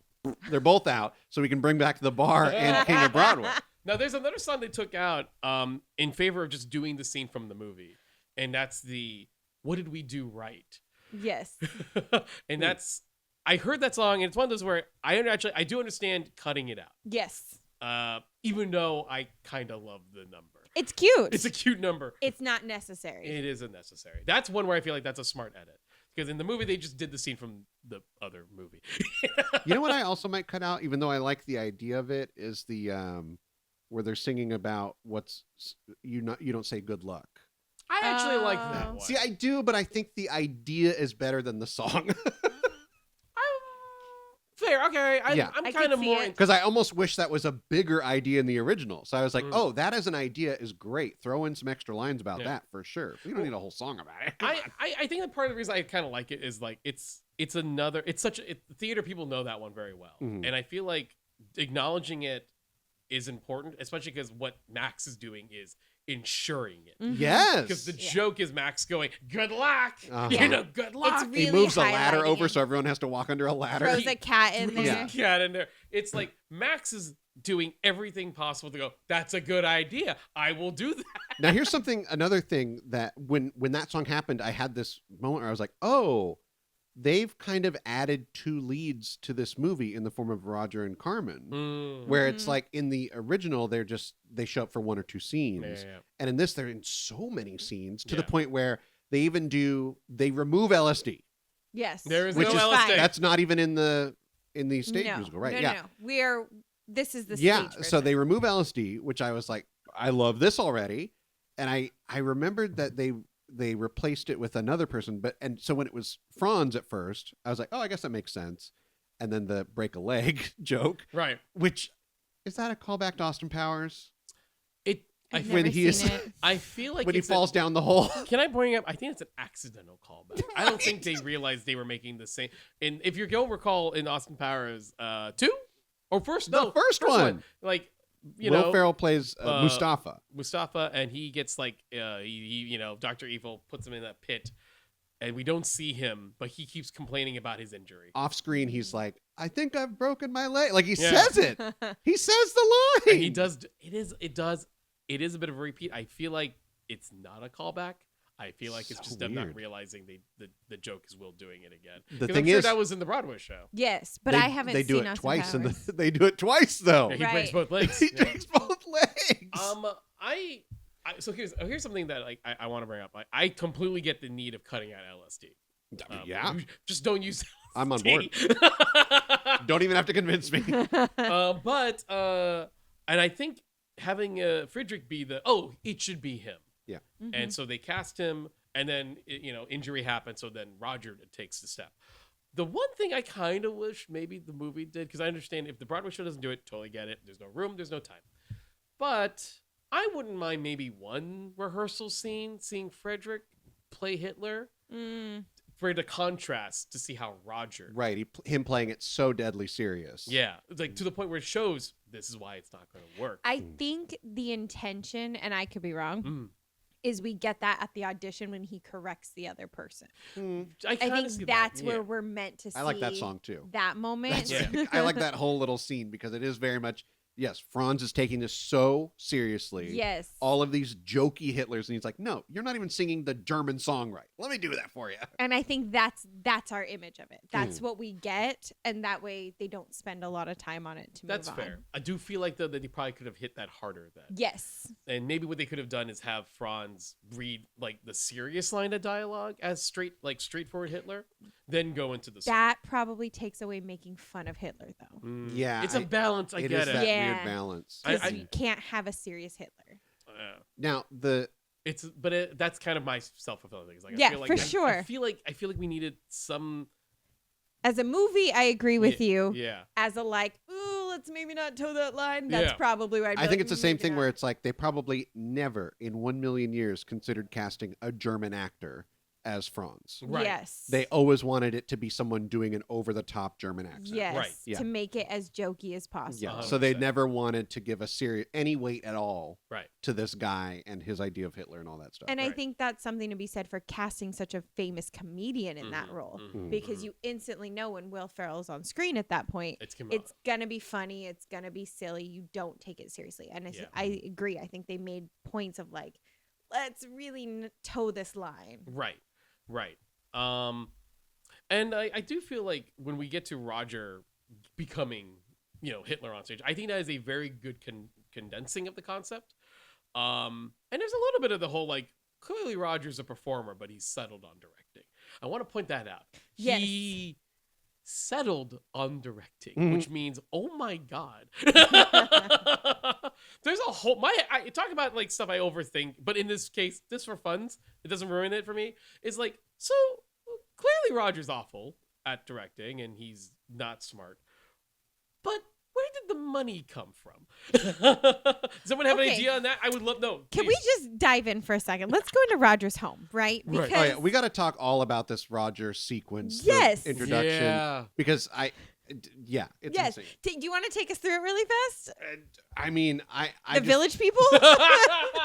I think this is a weird thing where the remake gets the queer politics wrong, where it's the original was weirdly more respectful. Yes. And this remake is more ew, gay people. And I'm like, where is this coming? I was like, oh, it is 2005. I'm like, yes. I'm like, right. People were still, I mean, at least in my age group, our age group, we're using gay as a slur to mean bad. Yeah, it was which a is very immature period. Oh no. Yeah. Which goes to your point in saying in the original, Bialystok is this, none of this phases him. Right. And yet in this new version, he is right there with Bloom, oh my God, gross. Yes. It's what happened? How did they get this all so wrong? Yeah. As catchy as their song is about making it more gay or whatever, it's just that's great. yeah. But we didn't need the giant penis. We did not need the giant penis. We did not need the village people. We didn't need the lesbian joke. That was just I was oh, No, okay. This is the most straight people wrote this scene Yes. I've seen in terms of representing queer characters. Is no, this is here's the thing. They replace LSD as the bare minimum of understanding. The LaCroix of drugs. The LaCroix right? drug. This is essentially the Shasta of queer representation. Yes. I'd go worse. I don't What's know worse than how. Shasta? Yeah, I don't know how. I don't. Do you like the RC cola? No, queer- RC Cola is better than Shasta. I Yeah. think. Okay, I I'm don't just know. I don't drink RC, so I wasn't really, I don't know what the This store is the- the store brand. No, this is the broken soda machine of queer representation, where it's this mix is off. There's no flavor here. What's It's happening? it's mostly Oh yes, it's when the soda machine runs out of syrup. Yeah. That's what it is. it's mostly soda water. Yes. They're why does it? Why? Every time this happens to me at AMC, it's no. Yeah. And then the little thing turns off, and you're I used the last of it. God. That's what this is for queer representation. Yeah, it's just literally every stereotypical queer joke. Yeah. Every one of them. And it's doing the swishy hand motion. It's just things that are just and even all the gay characters are flirting with the straight characters. It's playing into fears of straight people, where it's oh, the gays are gonna flirt with us, and I don't know how to handle that. It's that's just that we needed to leave that in the past, and Yes. it came out so hard in this movie. How was it done in the Broadway show then? I mean, Was it from as what bad? I can remember, it was very similar. Okay. So I'm gonna say yes, it was as bad. Again, this was Wow. years ago, and Yeah. so I wanted to try and find the slime version, and I'll be honest and say I did not. But I wanted to try and compare and see, because I'm pretty sure that scene is very similar to it, and it really does pull. I think the only thing they did right was the Chrysler Building jokes. I loved That was pretty That's funny. such a good joke. That joke was is Yeah. good. well done. It Mhm. ties into their New York thing. It still keeps the Anastasia bit. Mhm. I thought that was so well done. I love Roger's gay representation of Hitler, Mhm. where Yeah. he has the hand and okay, that's him. Yeah. Because I have gay friends who are like that, but Mhm. not every gay person is like that. And I think that's where they really miss Yeah. that mark. In Roger's penthouse suite, that's just like 6 gay people arrive, and they're all Right. exactly the same, but also wearing different Village People outfits. It's Different like, what is going on here? versions of appropriation. Yeah. Uh-huh. Yeah. Yeah. And then again, the worst stereotype of a lesbian possible. yeah. Yeah. Where it's like, and last and least, by the way, just pointing out Yes. that insulting moment there.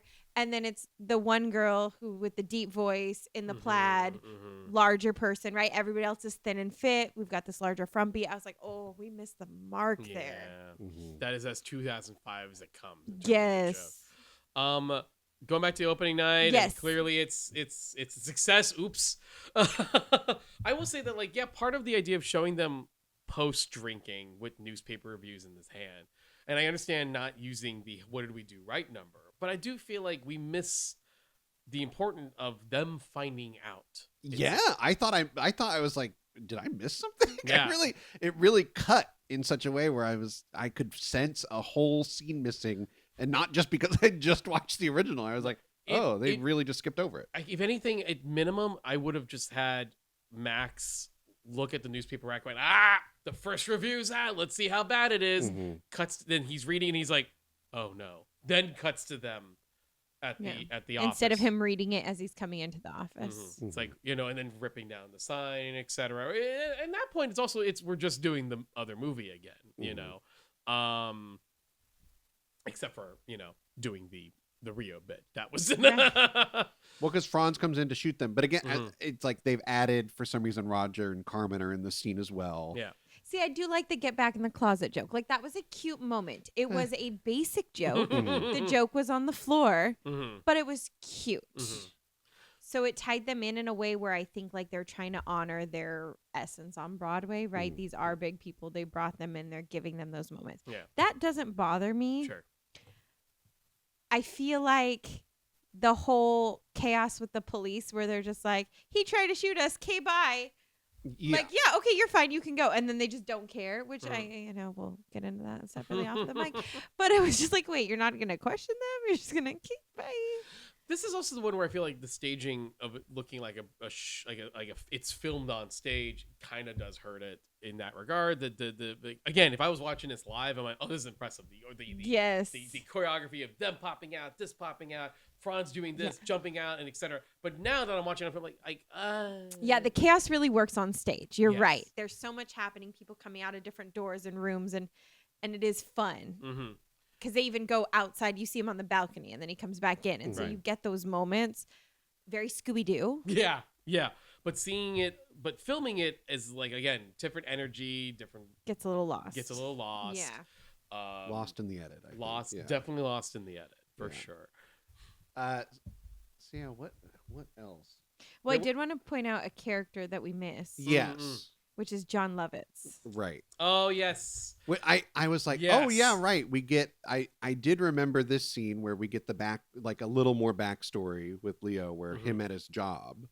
I love this number. I love this number. Yeah, I think this number like works, and it could have worked a little more if they had done somehow tied it in better to the prison scene later, because he does say he's like, it's like I'm in jail, and then literally a character goes to jail. Mhm. Like, it's if they had more of a visual motif or something. Like, now I feel like I'm like really like criticizing it for no reason, but I was like, you literally say I felt like I was in jail, and then you put one of the other characters You in want to tie jail. back to that, Yeah, I want it to feel like something. Yeah. But I do feel like the song's great.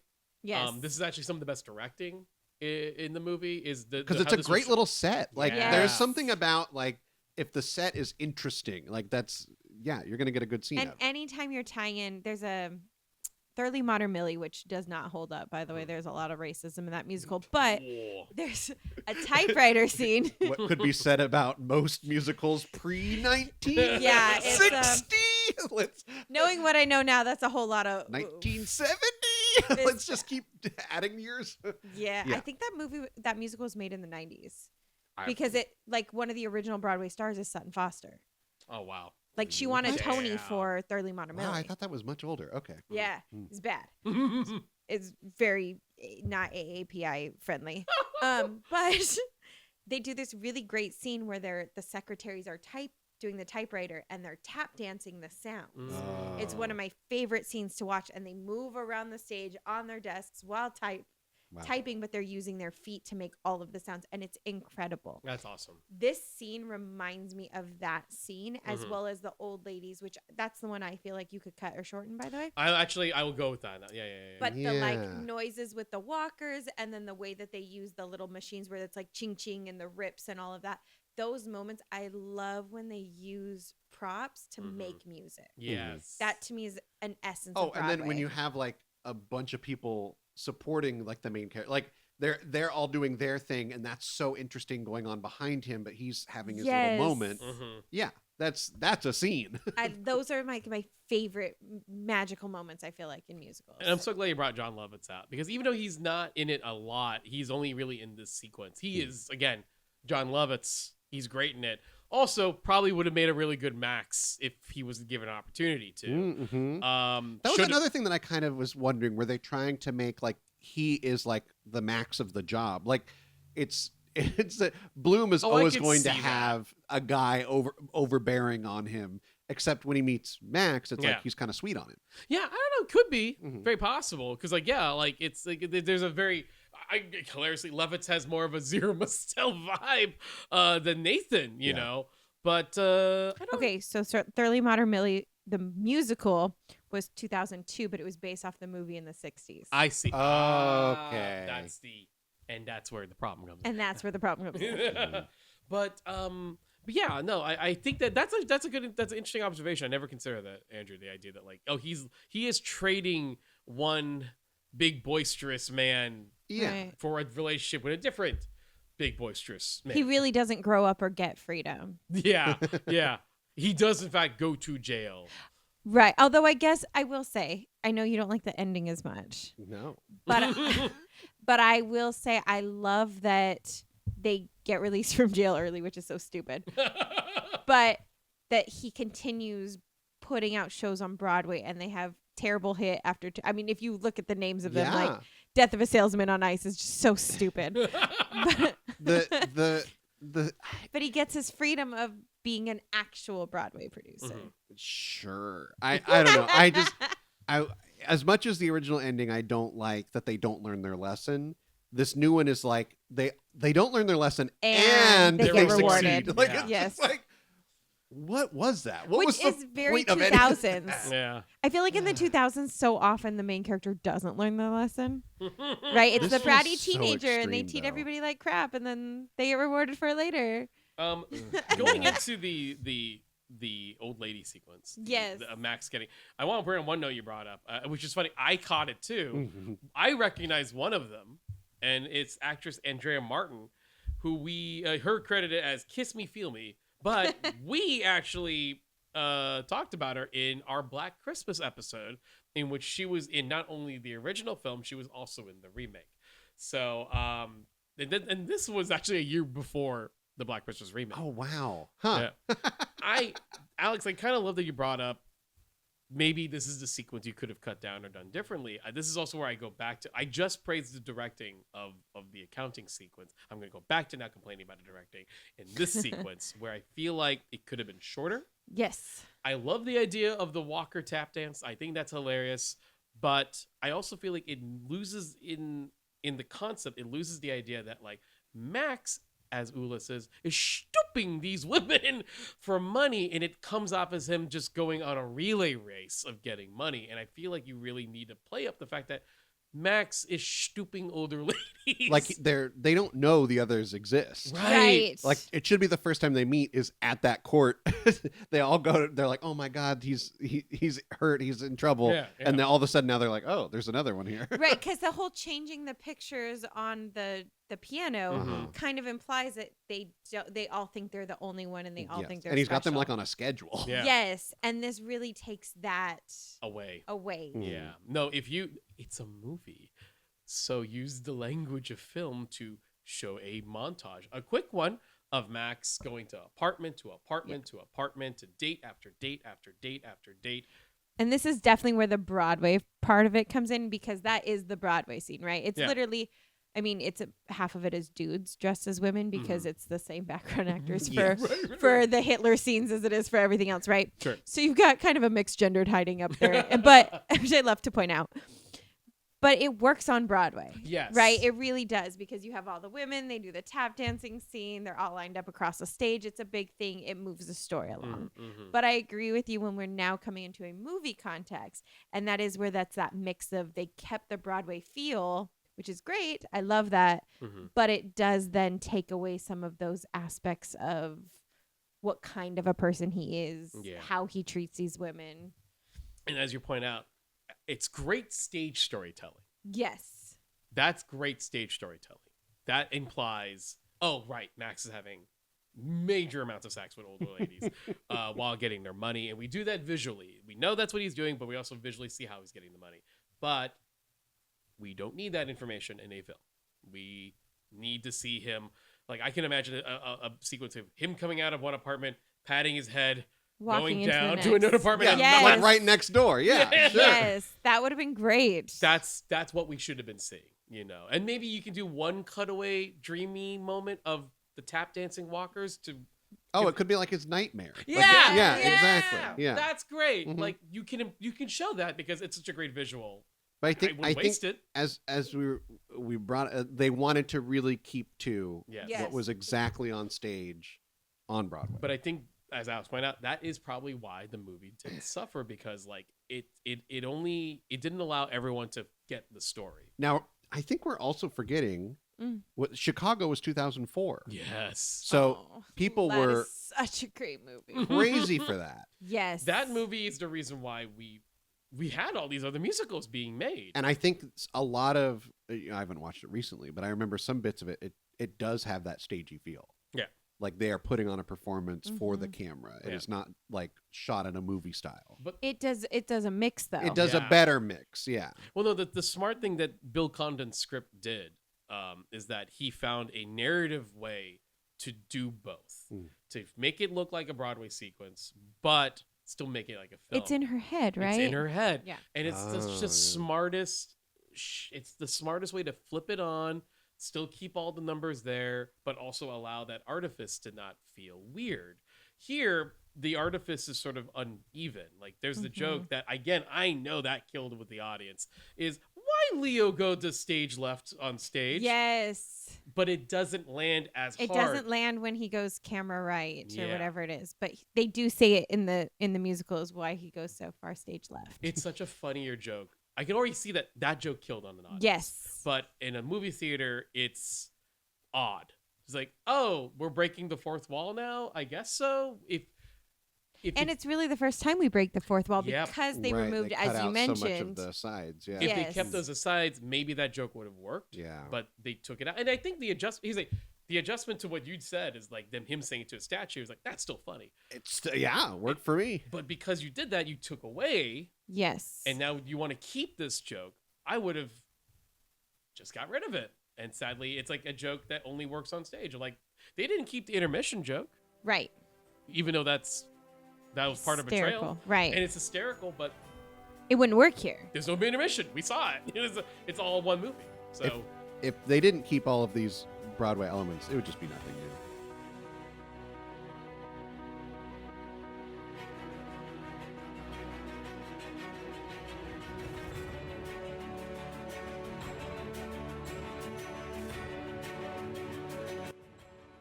please rate and review Nothing New, a remake podcast on your podcast app. You can follow us on Instagram and Twitter at Nothing New Pod. You can find us on Patreon at patreon.com/nothingnnew. Nothing New, a remake podcast, is part of the Benview Network.